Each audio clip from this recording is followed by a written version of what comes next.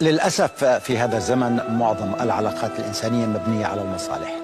لك عندي مصلحة فأنت صديقي، أتواصل معك وأودك. لك عندي حاجة فأنا أخوك الذي لم تلده أمك. ترى في فرصة فأنا المخلص الوفي الأبي الذي تحبه ويحبك.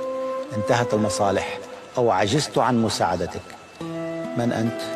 لا أعرفك، لا تعرفني، وربما حتى لا أتذكرك.